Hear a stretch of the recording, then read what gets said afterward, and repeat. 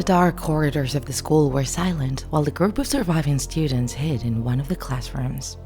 Their hearts were pounding and anguish was reflected in their eyes as they faced a terror that seemed straight out of a nightmare. They had heard of the plague that had struck some villages in other countries, an unknown disease that turned human beings into lifeless monsters. But never would they have imagined that their beloved biology teacher, Miss Alice Stevens, would become the center of this dark and sinister story. It all started with a simple cold after her trip abroad on her vacation. Miss Alice had been coughing and sneezing for days, but they never thought that this would be the start of her transformation. Slowly, her pale complexion turned ghastly, her gaze vacant, and her movements clumsy and disjointed. In a matter of hours, the sweet teacher had turned into a terrifying being, a zombie. The plague spread rapidly through bites, and those who fell into her clutches became creatures thirsty for blood and human flesh. The biology teacher, once loved and respected, had become the personification of evil. Her presence struck terror and despair into the hearts of the students.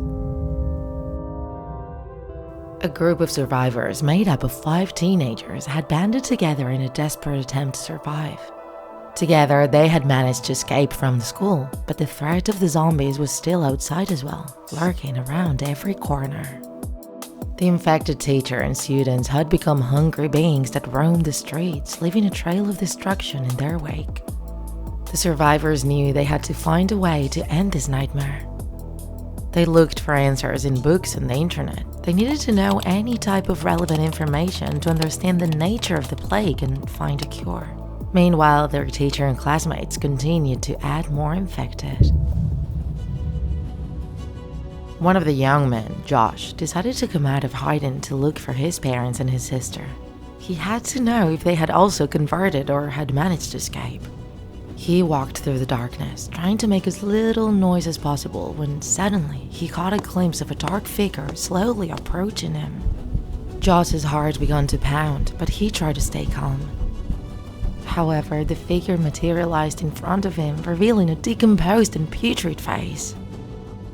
Empty eyes that glowed red, and an expression of insatiable hunger. It was his neighbor, who had also become one of them. Horror washed over Josh as the zombie spread his arms out, growling gutturally. Without thinking twice, he reacted quickly and ran in the opposite direction. The pounding of his heart echoed in his ears as the shadows engulfed him, increasing his despair. As he progressed, Josh noticed more and more similar creatures emerging from the shadows, stalking the streets and alleys. The people who had once been his neighbors, his friends, now rose up like monsters hungry for human flesh. Fear and confusion gripped him. How had that happened? How had such a peaceful place been turned into hell in such a short time? Unanswered questions filled his mind as he struggled to find a safe place. He sought refuge in an old abandoned building, hoping that the monsters couldn't find him there. He closed the door behind him and blocked it with a table. The interior of the building was as dark as the exterior, lit only dimly by the moonlight that filtered through the broken windows. Josh found an empty room and hid in a corner, trying to control his heavy breathing. He heard the footsteps of the creatures slowly approaching, growling and shuffling down the halls. Suddenly, a screeching, metallic sound filled the air. Josh covered his ears, but the sound was deafening. As the noise increased, the creatures seemed to stop, as if they were being repelled by something. The young man peeked through the door of the room and saw a cloaked figure in the main hallway, holding some kind of blinking device. The masked figure seemed to be fighting the creatures, driving them away with his strange apparatus. It was like he was hunting the zombies, keeping them at bay. Josh wondered who he was and what he was doing there. Unable to resist his curiosity, he crept closer, trying not to make a sound. As he got closer, he could see that the figure was equipped with makeshift armor. He carried a backpack full of tools and gadgets, and his face was hidden under a mask. He looked like a warrior in the midst of a battle against evil. The young man decided to reveal himself and come out of hiding. The hooded figure turned quickly towards him, pointing an object at him. Josh raised his hands in surrender, and the figure lowered his hands. He slowly removed his mask and revealed his face. It was Emma, a classmate. Her eyes were filled with determination and bravery. Emma explained to Josh that she had discovered a resistance group that was fighting the plague and trying to find a cure. He told the young woman that he should go back to look for his family, but she prevented him from going back to that area, warning him it was one of the most dangerous. Together, they searched for Josh's friends and joined the resistance group. They discovered that the plague had been triggered by a scientific experiment gone horribly wrong. A group of researchers had been working on a secret project using advanced technology. However, a failure in the laboratory had caused the virus to escape, spreading rapidly through the population. Armed with this new information, the survivors decided to search for the leader of the scientific team responsible for the experiment. They believed that only he could have the answers needed to stop the plague and save the infected. On their perilous journey, the group experienced unimaginable horrors. They encountered hordes of zombies and faced extreme situations that tested their courage and determination. Finally, they reached the last known refuge of the scientist. It was an abandoned mansion on the outskirts. The rooms were covered with dust and shadows, and the silence was crushing.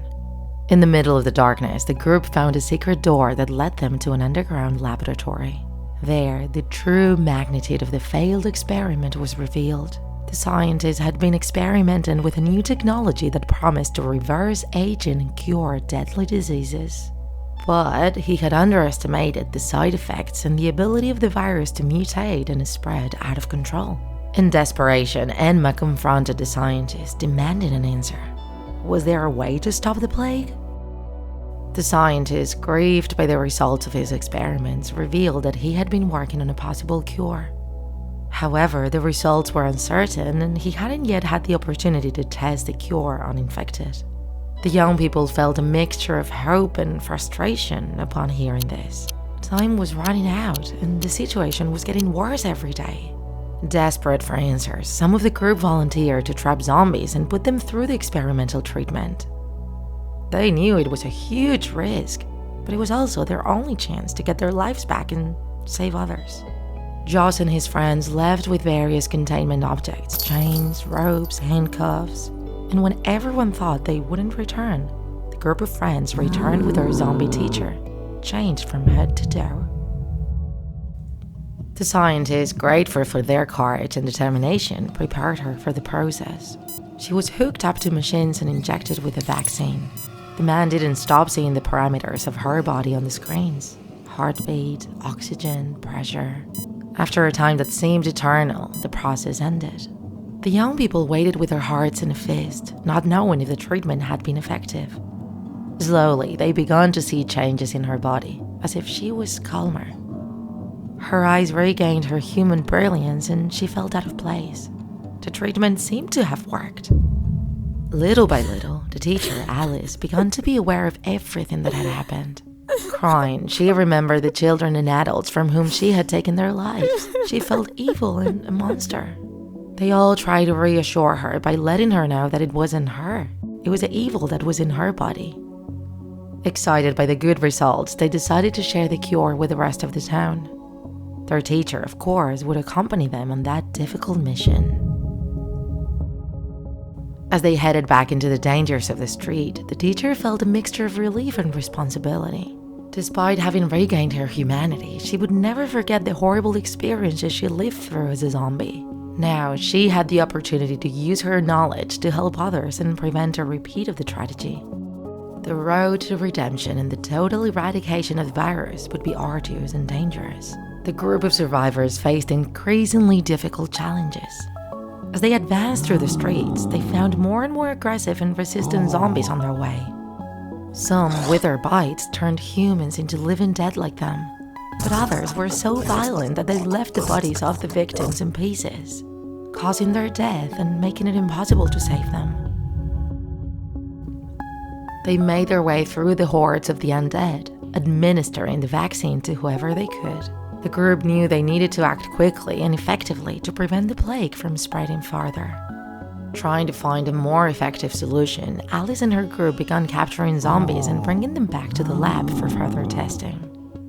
With the help of the scientists, they began a series of experiments to find a way to immunize against the evil. Days and nights passed as they worked tirelessly. They ran tests, analyzed samples, and searched for the key to undoing the damage caused by the virus. Finally, they reached a significant breakthrough. They discovered a specific combination of substances that could neutralize the virus and also prevent survivors from becoming infected. It was a crucial step towards the ultimate cure. Armed with this new information, the group of survivors intensified their efforts to deliver cure and prevention to as many people as possible. They scoured the town looking for those who could still be saved. One by one, they freed people from their zombie state, restoring their lost humanity and offering others the immunity they needed.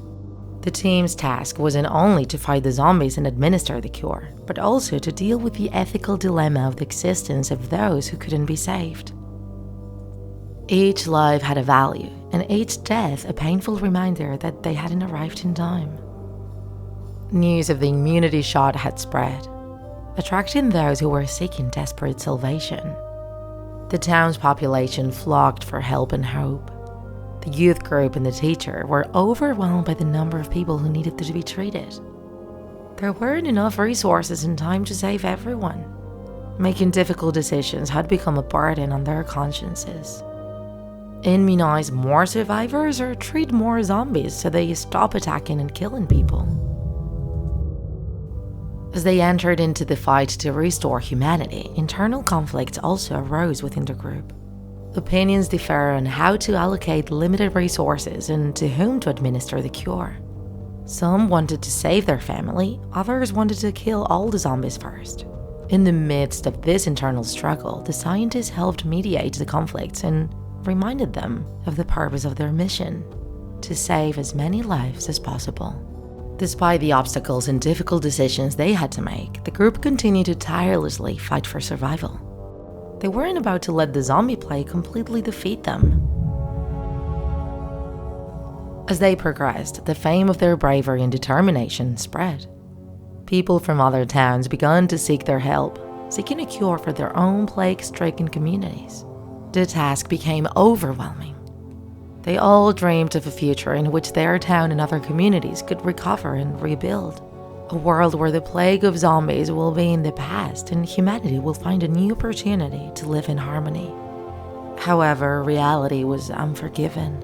Time and resources were running out, and they were in a race against time to save as many lives as possible. They knew that each healed person was a ray of hope that illuminated the darkness, but also faced the constant pain of not being able to save everyone.